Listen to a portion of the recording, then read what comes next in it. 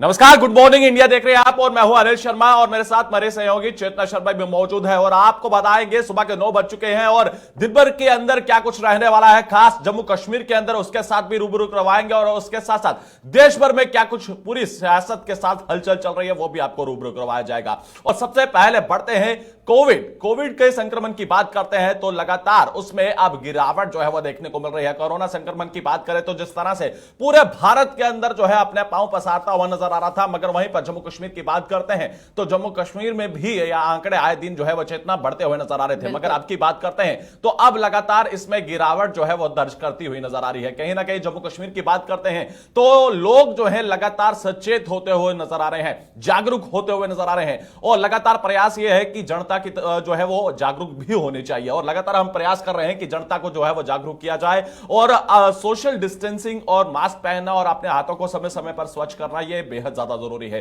क्योंकि कोरोना संक्रमण की चपेट में आप आते हैं तो आप घबराएं ना, तो आप वही फॉर्मूला अपनाएं जो जिस तरह से पहले अपनाया जाता था। कोरोना संक्रमण की बात करते हैं कि चेतना जो अभी गिरावट देखने को मिल रही है, एक बार फिर से क्या कुछ लगता है? बिल्कुल, पिछले 2 दिन की अगर बात करें तो लगातार अब कोविड के केसेस में जम्मू कश्मीर की अगर बात करें तो गिरावट दर्ज की जा रही है। इससे पहले जहां 100 और 150 के पार आंकड़ा जो है वो रिकॉर्ड हो रहा था, वहीं पर अब पिछले 2 दिन से 50 के पार आंकड़ा रिकॉर्ड हुआ है। वहीं पर पिछले 24 घंटे की अगर बात करते हैं तो 56 नए कोविड के जो मामले हैं वो यहां पर रिकॉर्ड हुए हैं और इसके साथ ही अब जम्मू कश्मीर प्रदेश में जो सक्रिय मामलों का आंकड़ा है वो 639 तक पहुंच चुका है। तो कहीं ना कहीं एक राहत भरी खबर जो है यहां पर देखने को मिल रही है, क्योंकि 56 मामले पिछले 24 घंटे के अंदर जम्मू कश्मीर में रिकॉर्ड किए गए हैं। हालांकि जरूरी ये है कि एक भी आंकड़ा कोविड का वो नहीं आना चाहिए, लेकिन जिस तरह से गिरावट है ये कहीं ना कहीं राहत जो है वो देती हुई नजर आई है। इससे पहले बहुत सारे ऐसे जिले थे, जम्मू कश्मीर के ज्यादातर जो जिले थे वहां पर कोविड की दस्तक देखने को मिल रही थी, लेकिन अब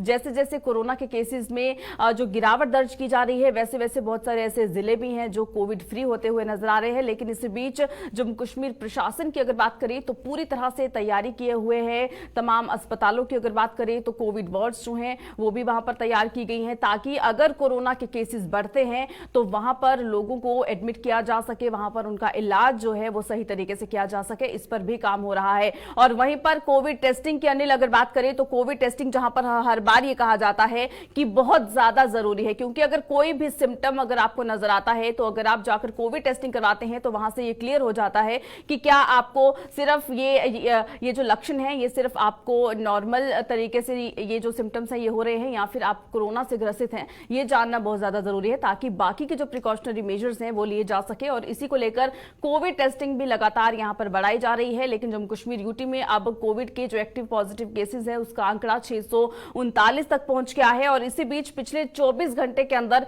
140 मरीज जो हैं वो रिकवर भी हुए हैं, यानी कि रिकवरी रेट भी अच्छा खासा यहां पर हो रहा है। जिस तरह से डॉक्टर्स बार बार ये समझा रहे हैं कि आपको पैनिक होने की बिल्कुल भी जरूरत नहीं है। इस बार का जो कोविड का ये जो खतरा यहां पर पनप रहा है ये उतना ज्यादा घातक नहीं है जितना कि पहली, दूसरी या फिर तीसरी लहर पर जो देखने को मिला था। तो बहुत ज्यादा जरूरी है कि आप अभी भी अपनी जो तमाम हिदायतें हैं वो बरतते रहें, प्रिकॉशनरी मेजर्स जो हैं वो आप लेते रहें। उसके बाद आपको बिल्कुल भी परेशान होने की जरूरत नहीं पड़ेगी। हाथों को आप बार बार सैनिटाइज करते रहें और सोशल डिस्टेंसिंग का पालन आप जरूर करें। ठीक है चेतना, आपने कि जिस तरह से लगातार कोविड की बात कर रहे हैं तो ये कहीं ना कहीं सचेत होने की जरूरत है और घबराने की जरूरत नहीं है, क्योंकि कई सारे लोग जो है रूमर्स फैलाने की जो है वो कोशिश करते हैं। उन अफवाहों में आप मत जाए और जागरूक रहें, सतर्क रहें और इसी का मूल मंत्र अपनाते हुए जो है वो आप कोविड संक्रमण से जो है वो दूर रहें। क्योंकि जम्मू कश्मीर की बात कर रहे हैं तो जिस तरह से चेतना आपने बताया कि जहां 56 मामले दर्ज किए गए हैं और दूसरी तरफ लगभग जो है 100 के पार आंकड़ा जो है वो रिकवरी का भी है। और देखिए आप देखिए कि किस तरह से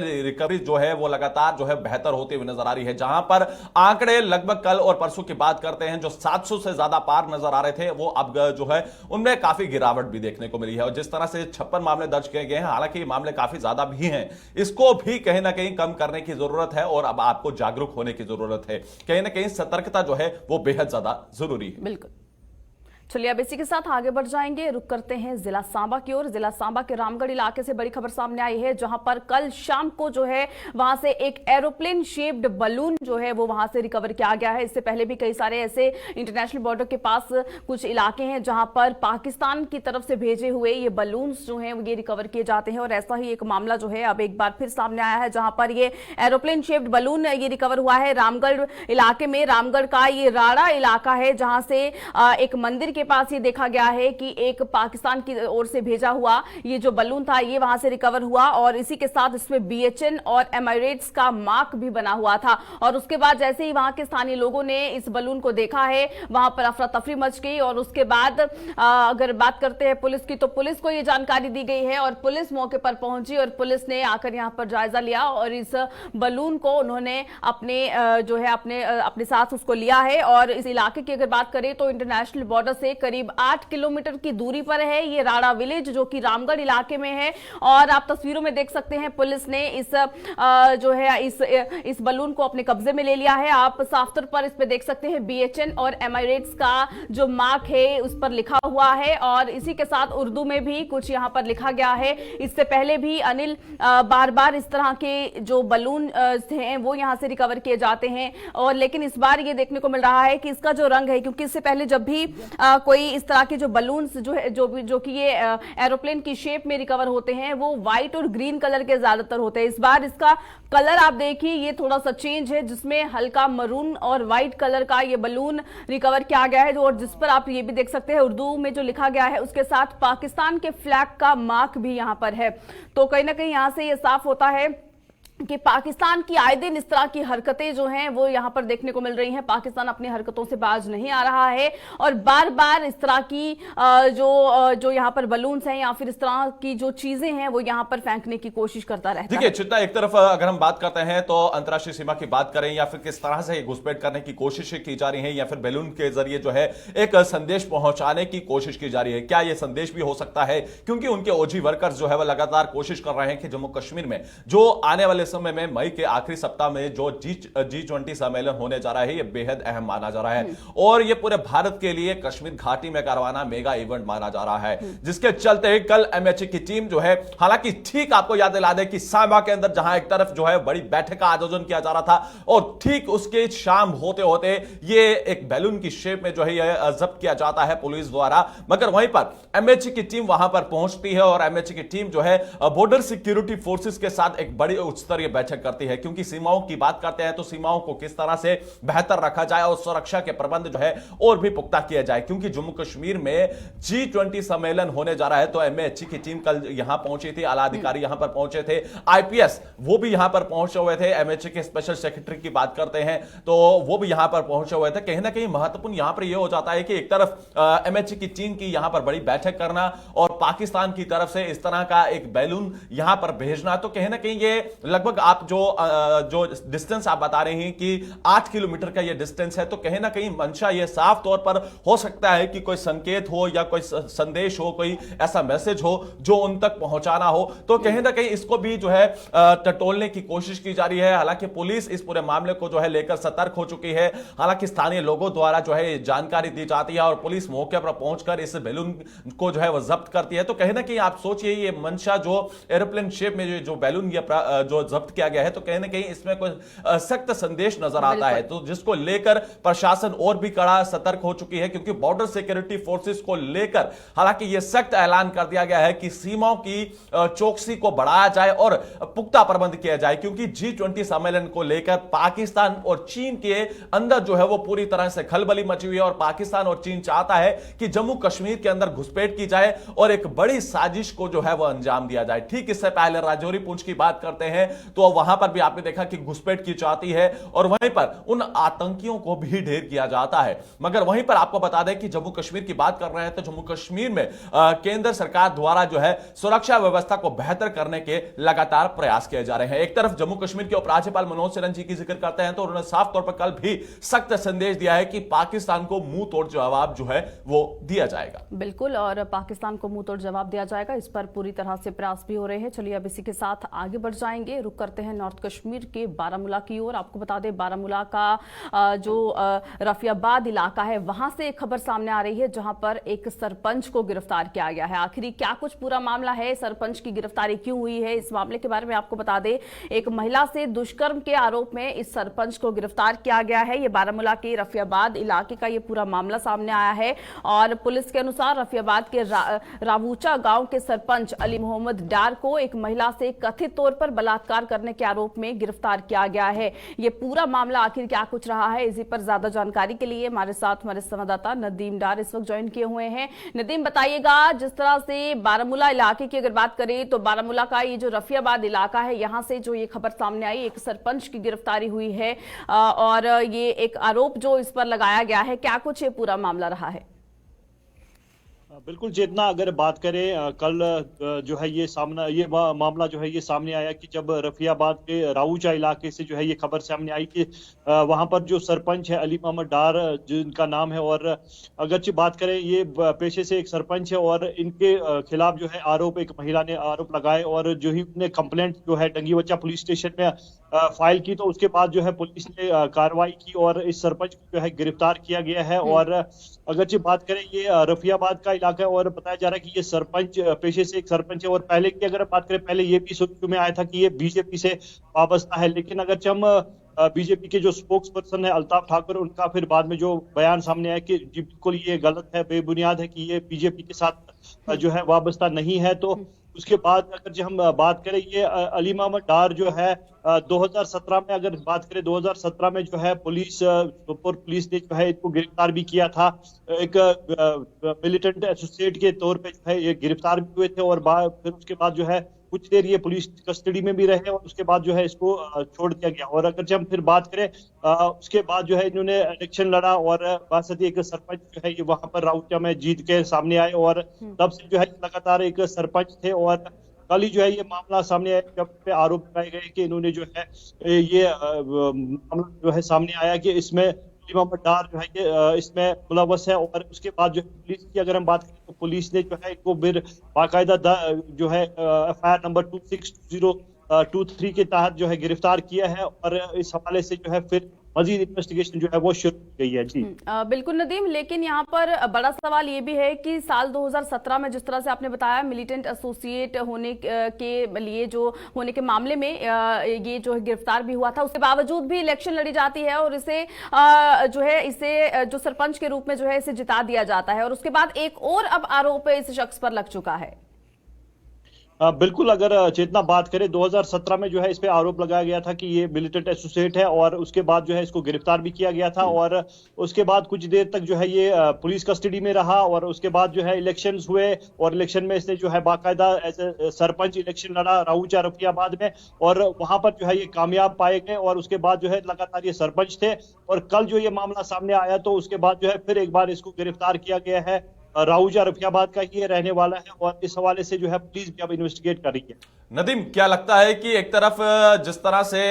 बीजेपी के स्पोक पर्सन की बात करते हैं तो उनकी तरफ से कहा जा रहा है कि जो एसोसिएट की बात की जा रही थी कि ये भारतीय जनता पार्टी के साथ एफिलेटेड है, क्या उसमें कितनी सच्चाई है? और अगर हम दोनों मामलों को देखें, एक तरफ 2017 का मामला जो इन पर दर्ज है एसोसिएट को लेकर और दूसरी तरफ जो अब मामला दर्ज किया गया है रेप को लेकर, क्या इन दोनों मामलों को जोड़ा जाए और देखा जाए जो भारतीय जनता पार्टी के साथ भी एसोसिएट जोड़ा जा रहा है, तो इन तीनों पहलुओं का अगर साथ देखें तो इनमें कितनी सच्चाई है? एक तरफ आतंकी और वहीं पर दूसरी तरह से उनको मदद पहुंचाना और सरकार कहती है कि इन जैसे लोगों को जो राह से भटके हैं उन्हें मेन स्ट्रीम में लाया जाए और मेन स्ट्रीम में जब इन्हें लाया जाता है तो इस तरह की ये घटना को अंजाम देते हैं, इस तरह की मानसिकता को परपनाने की कोशिश करते हैं और आस पड़ोस के लोगों को किस तरह की ये एक विचारधारा दिखाने की कोशिश करते हैं।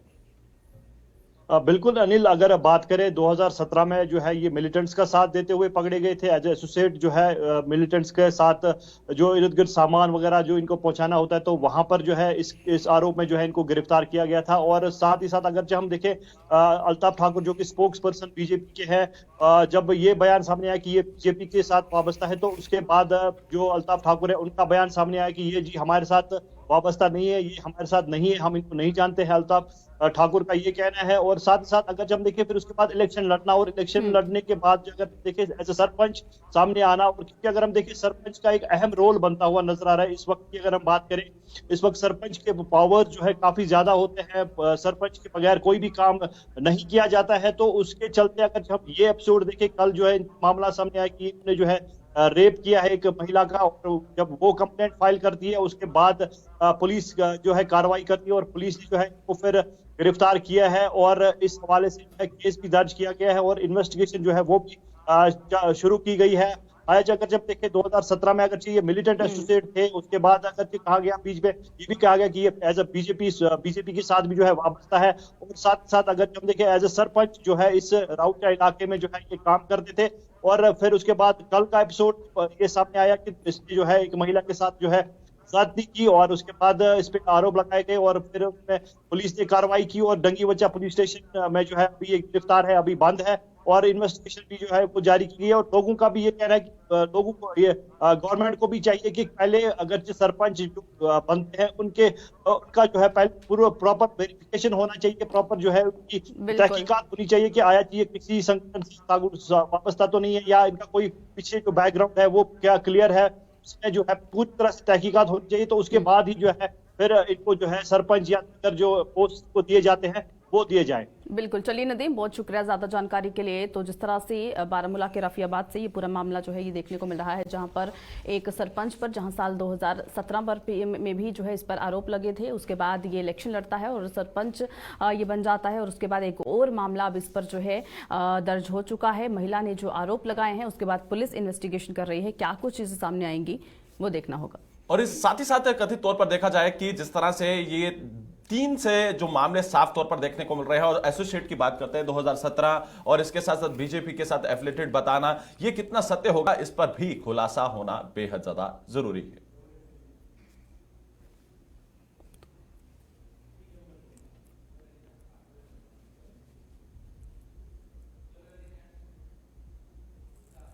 चलिए अब इसी के साथ आगे बढ़ जाएंगे, रुक करते हैं किश्तवाड़ की ओर। किश्तवाड़ से भी एक बड़ी खबर सामने आ रही है, जहां पर आपको बता दें एक घर में विस्फोट हुआ है। क्या कुछ आखिर कारण है, ये किस तरह से विस्फोट हुआ, और जिसमें एक 20 वर्षीय एक जो युवा है वो इसमें उसकी मौत भी हो गई है। ये पूरा मामला किश्तवाड़ जिले की तहसील मुगल मैदान के दूरदराज इलाके सिंबोल गांव से सामने आया है, जहां पर एक संदिग्ध वस्तु एक व्यक्ति जो है वो किश्तवाड़ के जंगलों से उठाकर ले आता है, और उसके बाद वो जो एक वस्तु थी उस वस्तु को वो रसोई गैस में जाकर उस पर जो है गर्म करने लगता है, और उसके बाद एक बड़ा धमाका होता है, और उस धमाके में उसकी मौत हो जाती है। कई लोग और भी इसमें घायल हुए हैं, लेकिन आखिर ये जो पूरा मामला देखने को मिल रहा है किश्तवाड़ इलाके से, ये किस तरह से पेश आया, आखिर क्या कैसे एक व्यक्ति जंगल में पड़ी हुई कोई वस्तु को उठाकर ले आया और फिर वो घर में आकर अपनी रसोई में उसे गर्म करने लगता है, और जिससे कि एक बड़ा धमाका होता है। यानी कि अपनी ही मौत को खुद न्योता दिया है इस शख्स ने। और इसकी सूचना मिलते ही पुलिस की टीम मौके पर पहुंची, और घायल को छात्रू तहसील के अस्पताल में भर्ती करवाया गया। यहाँ उसका उपचार जो है वो चल रहा था, जो घायल है, और एक जो इसमें 20 वर्षीय जो युवा था उसकी जो है दर्दनाक मौत हो गई। इसी बीच एसएसपी किश्तवाड़ ने यह भी बताया है कि जो प्रारंभिक रिपोर्ट में यह पता चला है कि जिले के सिंबोल गांव में मोहम्मद अब्बास नाइक के घर की रसोई में यह संदिग्ध विस्फोट हुआ। ये एक ब्लास्ट यहां पर होता है, जिसके बाद जो स्थानीय लोग थे वो भी आवाज सुनकर यहां पर पहुंचते हैं, और यहां पर देखते हैं कि किस तरह से गंभीर हालत में यहां पर कुछ लोग पड़े हुए हैं, और उसके बाद ये पूरा मामला जो है ये उजागर होता है। क्या कुछ ये पूरा मामला रहा, ज्यादा जानकारी के लिए हमारे साथ हमारे संवाददाता अजय शान इस वक्त ज्वाइन कर चुके हैं। अजय, बताइएगा ये जो पूरा मामला किश्तवाड़ से देखने को मिल रहा है, जहां पर एक व्यक्ति की मौत हुई है, एक संदिग्ध जो वस्तु ये लोग जंगल से उठाकर लाते हैं, आखिर किस तरह से अपने घर ले आते हैं, अपनी रसोई में जाकर उसे जो है उसे गैस पर रखकर किस तरह से उसको गर्म करने लगते हैं, और एक बड़ा धमाका होता है और जिसमें कई लोग घायल भी हुए हैं और एक व्यक्ति की मौत भी हुई है। चेतना, देखिए ये किश्तवाड़ से करीब 30 किलोमीटर दूर सिंबोल गांव पड़ता है, यहाँ पर पहाड़ी इलाका है, जंगल है। तो अभी ये दावा किया जा रहा है कि ये दो भाई थे, मोहम्मद अब्बास नाइक के दो बेटे थे, शबीर और आसिर। ये जो जंगल में गुच्छियां जो होती हैं उनको चुनने गए हुए थे। वहां पर इनको कोई अबेंडेंट चीज मिली धातु की, जिसको लेके घर पहुंचे। कुछ का कहना है कि इसको गर्म कर रहे थे चूल्हे पे, तो कुछ का ये कहना है कि वो इसके साथ छेड़छाड़ कर रहे थे कि उसी दौरान वो जो चीज थी, मेटलिक चीज थी, उसमें धमाका हो गया। और उसमें जो शबीर अहमद करके उसका बड़ा बेटा था 22 साल का, उसकी मौके पर मौत होगी। दूसरा बेटा उसका जख्मी है, जिसको जिला अस्पताल किश्तवाड़ लाया गया है जी। हादसे के बाद। हालांकि पुलिस और सेना वहां पर पहुंच गई, और जो एसपी ने बाद में जानकारी दी है, उनका ये कहना है कि जो एबंडेंट चीज थी वो कोई और चीज नहीं थी, वो यूबीजीएल जो होता है उसका एक हिस्सा था, जो कि AK-47 के नीचे लगता है। और जनरली उसको शेल थ्रो या हम कह सकते हैं कि ग्रेनेड थ्रो करने के लिए यूज किया जाता है। उसी में धमाका हुआ। तो कहीं ना कहीं ये पुरानी चीज बताई जा रही है, क्योंकि उसमें जंग लगी हुई थी। लेकिन वो चीज किसकी है, कहाँ से आई,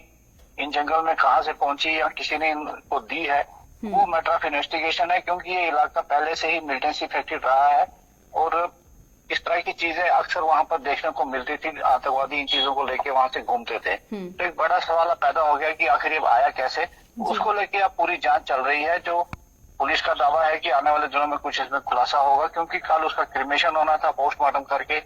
और जो दूसरा भाई उसका वो जख्मी है, तो उसके क्या स्टेटमेंट सामने आते हैं वो देखने वाली बात होगी। अजय जी, क्या लगता है कि जिस तरह से यूपीएल का वहां पर मिलना, और जिस तरह से आप बता रहे हैं कि काफी ज्यादा इफेक्टेड भी रहा है ये पूरा एरिया, क्योंकि अगर हम बात करते हैं तो कहीं ना कहीं ये भी अंदेशा होता है कि आतंकी अभी भी वहां पर सक्रिय है। जी बिल्कुल। देखिए, पीछे एक डाटा आया था जिसमें डोडा किश्तवाड़ के 150 से ज्यादा लोग जो थे सरहद पार, या जो LOC है उसके उस पार है, वो कहीं ना कहीं यहाँ पर अपने साथियों के संपर्क में है। वो चाहते हैं कि दोबारा से मिलिटेंसी को रिवाइव किया जाए। तो वो प्रयास बार बार करते आ रहे हैं कि यहाँ पर दोबारा जो है मिलिटेंसी को जीवित किया जाए, और इसी तरह से वो नौजवानों को फंसाते हैं। और शक की सुई उस तरफ ही घूम रही है। जो पुलिस का कहना है, जांच एजेंसियों का कहना है, उनका यह कहना है कि हम हर पहलू को लेकर जांच आगे बढ़ा रहे हैं। हो सकता है कि किसी ने इनको ट्रैप करने की कोशिश की, और ये भी सच्चाई हो सकती है कि इनको वो चीज जो है वहां पर पड़ी हुई मिले। तो हर एक एंगल को ध्यान में रखते हुए जांच की जा रही है, जिस प्रकार से कि इनपुट वहां से आ रहे हैं। जी बिल्कुल अजय, जिस तरह से ये पूरा मामला जो सामने आ रहा है, इस पे ज्यादा तहकीकात करने की जरूरत है। बहुत शुक्रिया ज्यादा जानकारी के लिए अजय। और आपको बता दें कि ये जो किश्तवाड़ से ये जो पूरा मामला देखने को मिल रहा है, और इस पूरे मामले में जहां पर इस एक जो है 22 वर्षीय एक युवा की मौत भी हुई है, इसका एक भाई अभी गंभीर रूप से घायल है, जिसका अस्पताल में इलाज चल रहा है। तो यहाँ पर लोगों को भी ये समझने की बहुत ज्यादा जरूरत है कि जब आप कोई ऐसी जो वस्तु अगर कहीं पर देखते हैं, तो उसके साथ बिल्कुल भी इस तरह छेड़छाड़ मत कीजिए। क्योंकि जिस तरह से इस जो है युवा ने अपनी मौत को खुद बुलावा दिया है, और अपने भाई को भी किस तरह से जख्मी किया है, यहाँ पर बहुत ज्यादा जरूरी हो जाता है कि आप सतर्कता जरूर बरतें।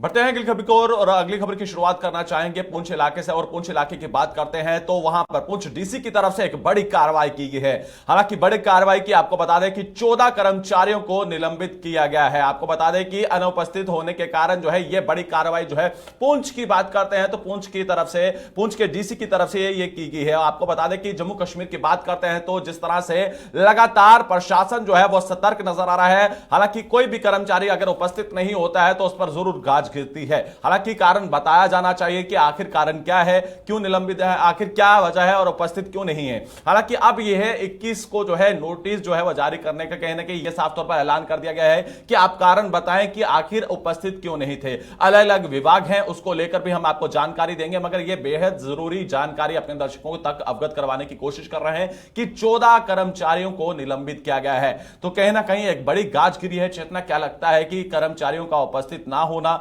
और उसके कारण जो है डीसी की बात करते हैं तो उनकी तरफ से जो है एक बड़ी कार्रवाई की गई है। जम्मू कश्मीर की बात करते हैं तो जम्मू कश्मीर की प्रशासन और एडमिनिस्ट्रेशन जिस तरह से सतर्क नजर आ रही है, और जम्मू कश्मीर के उपराज्यपाल मनोज सिन्हा जी की बात करते हैं तो वो उनके सख्त जो है दिशा निर्देश हैं कि इन जैसे लोगों पर जो है कड़ी से कड़ी कार्रवाई की जाए। बिल्कुल अनिल, जिस तरह से बार बार सरकारी विभाग में काम करने वाले जो कर्मचारी हैं उन्हें बार बार ये समझाया जा रहा है कि अब वो वक्त चला गया है, अब वो दौर चला गया है जब आप अपने काम पर आ रहे हैं या नहीं आ रहे हैं, क्या आप अपनी सेवाएं सही तरीके से लोगों को दे रहे हैं या नहीं दे रहे हैं, उस पर कोई भी आपसे जो है वहां पर स्ट्रिक्ट आपके साथ नहीं होता था, कोई आपसे सवाल नहीं करता था। लेकिन अब वो वक्त है जहां पर आप अपने समय पर क्या ड्यूटी पर पहुंच रहे हैं और क्या समय पर ही आपकी वापसी हो रही है और उस दौरान आप अपना काम पूरा कर रहे हैं या नहीं कर रहे हैं, इस पर भी पूरी तरह से पैनी नजर रखी जाती है। और इसी को मद्देनजर रखते हुए पुंछ डीसी की तरफ से 14 कर्मचारियों को उसी वक्त निलंबित कर दिया गया है और 21 कर्मचारी ऐसे रहे हैं जिनको कारण बताओ नोटिस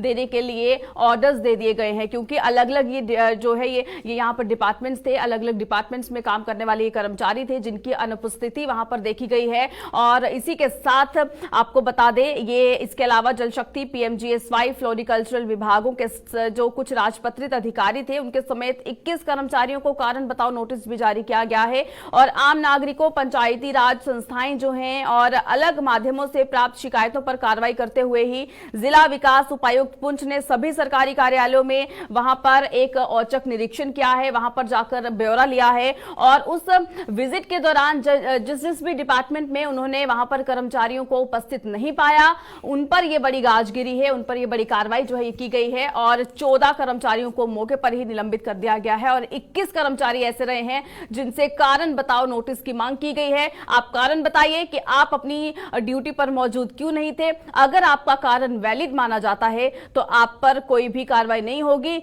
लेकिन अगर आप सही तरीके से कोई कारण नहीं बता पाते हैं तो आपको भी निलंबित किया जा सकता है। तो बहुत ज्यादा जरूरी है सरकारी विभागों में काम करने वाले जो तमाम कर्मचारी हैं ये अभी भी सतर्क हो जाएं। आप पर लोगों की अगर बात करते हैं तो लोगों की तरफ से भी ये आप पर कार्रवाई होती है, क्योंकि लोग ही आपकी जब शिकायत करते हैं, जब आप लोगों के काम जो है सही तरीके से नहीं करते तो लोगों की शिकायतें, क्योंकि अनिल जो ऑनलाइन मीडियम जो आजकल तैयार किया गया है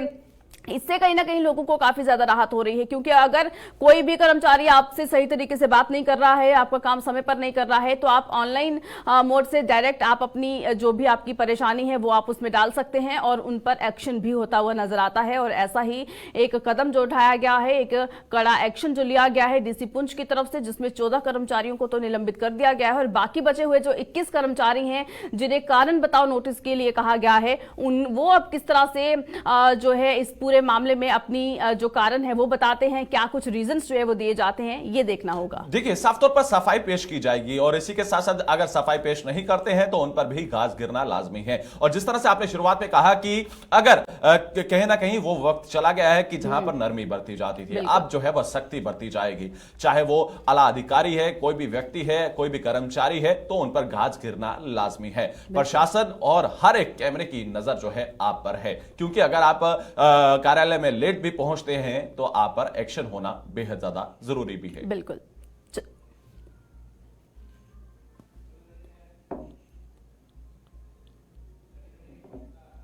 चलिए अब इसी के साथ आगे बढ़ जाएंगे। बात करें, दुनिया में बहुत सारे ऐसे लोग हैं जो अपनी पूरी जिंदगी समाज सेवा में गुजार देते हैं और बहुत सारे ऐसे लोग भी हैं जो मरने के बाद भी कोशिश करते हैं कि वो किस तरह से अपना जो जीवन जो उन्होंने पूरी जिंदगी जो व्यतीत किया है वो समाज सेवा में जो है समर्पित करते हुए जाएं। ऐसा ही एक मामला जम्मू के रूपनगर से सामने आया है, जहां पर 86 वर्षीय एक वृद्ध जो थे जिनकी कल मौत हुई है, जिन्होंने मरने से पहले अपने परिवार को ये कहा था कि जब उनकी मौत होगी तो उसके बाद उनके जो बचे हुए जो अंग होंगे वो जो है वो अपने बॉडी पार्ट्स लोगों को डोनेट करना चाहते हैं, तो उनकी फैमिली उनके बॉडी पार्ट्स को डोनेट कर दे। लेकिन जब डॉक्टर्स ने इनका पोस्टमार्टम किया है तो इनके ज्यादातर जो बॉडी पार्ट्स थे वो जो है वो खराब थे, जो कि किसी को डोनेट नहीं किए जा सकते थे, लेकिन इनकी जो आंखें थी वो डोनेट करने के लायक थी। और अब इनकी जो पत्नी है उनकी तरफ से जो है एक स्टेटमेंट दी गई है। उनकी पत्नी का ये कहना है कि उनके पति का जो एक जो सपना था और जो वो हमेशा से कहते थे कि वो अपने बॉडी पार्ट्स जो हैं वो लोगों को डोनेट करना चाहते हैं, तो वो वैसा ही कर रही हैं। आखिर उनकी तरफ से क्या कुछ कहा गया है इस पूरे जो है इस पूरे मामले को लेकर, आप भी ये सुनिए। उसे सब की हेल्प करने के कोशिश करते थे, कोई भी आए तो उनकी ये अपनी इच्छा थी कि मैं किसी के जाने के बाद भी काम आ सकूं और मेरे ऑर्गन्स किसी के काम आ जाएं तो मुझे बड़ी खुशी होगी। तो उन्हीं की वजह से हमने की। वो डॉक्टर सुशील से भी हमेशा यही कहते थे कि आप मुझे बताएं कि मैंने अपनी बॉडी डोनेट करने को। तो एंड लास्ट जब उनकी डेथ हुई है तो मैंने डॉक्टर साहब से फ़ोन किया कि ऐसे ऐसे बात है, हम घर जा रहे थे, ऐसे बात हुई है, तो आपको भी मालूम है उनकी लास्ट इच्छा ये थी और बच्चियाँ भी यही चाहती हैं, हमने उनकी इच्छा पूरी। तो उन्होंने मुझे हॉस्पिटल में इधर पता करके बताया कि आप इन डॉक्टर से फ़ोन पर बात कर लीजिए। तो डॉक्टर साहब ने फिर मुझे फ़ोन किया, डॉक्टर भारत भूषण ने, कि पहले तो उन्होंने जब कहा कि हम घर ही आ जाते हैं, पर जब मैंने उन्हें कहा नहीं, उनकी इच्छा थी कि मैंने पूरी बॉडी डोनेट करनी है, तो फिर हम लोग हॉस्पिटल वापस आए। तो ये उनकी हमेशा से ही वो हर एक के हेल्पिंग है, जो भी हेल्प लेने आया मेरे हस्बैंड ने उनकी जैसे भी हेल्प हो सके तन मन धन से हमेशा हेल्प करने की सोचते थे। और उनको ये विचार बहुत देर से था, पहले तो वो आंखों का ही सोचते थे मैंने डोनेट करनी है, और बाद में उनको पता नहीं कैसे आया कि मैंने फुल बॉडी डोनेट करनी है। और वो सबको इस बात के लिए सजेस्ट करते थे कि मरने के बाद आप भी, जो भी उनके अपने नज़दीकी थे, कि आप भी किसी के काम आओ।